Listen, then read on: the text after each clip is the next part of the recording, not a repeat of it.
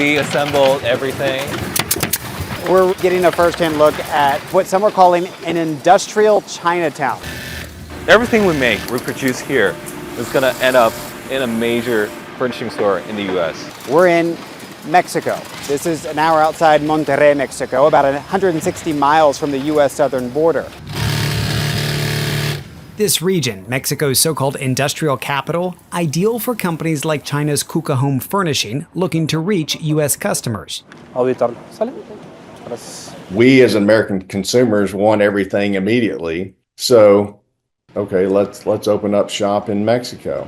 While KUKA Home says their move was motivated by shorter supply chains, a surge of other Chinese companies flooded Mexico to dodge hefty tariffs President Trump levied during his first term.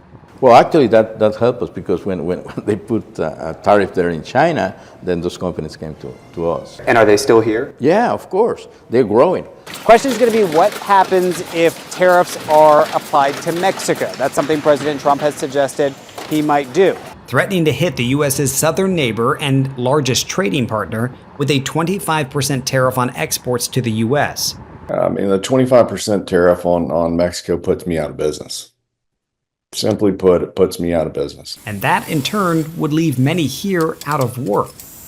If you look around me, you can see, at this factory in particular, the vast majority of people who work here are from Mexico. Pues mantener a nuestras familias, creo que es lo que todos pensamos.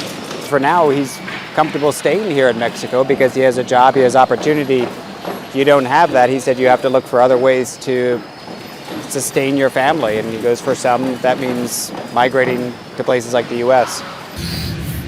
The uncertainty of the Trump tariff threat has KUKA Home pausing expansion plans here and leaves other Chinese companies questioning their next move. This is your Spanish language books. Yes, Chinese to Spanish.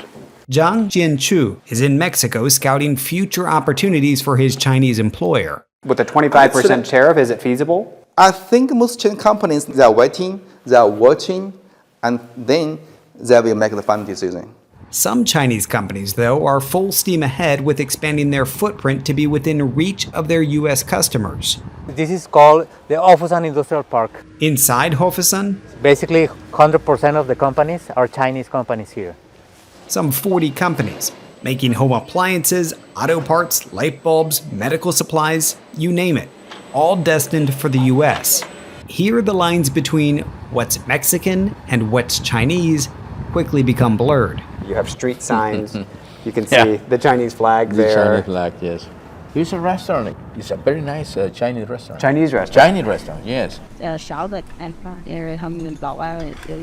I look at the name, your name is mixed into this. Yeah, it's Holly, Futun, and Santos. These two shareholders, Holly Chinese. Hofusan is expanding rapidly, with plans to eventually cover some 2,000 acres.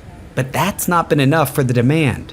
This area is just next to Monterrey. It's called Juarez. Developer Ramiro Gonzalez is now building another so-called industrial Chinatown.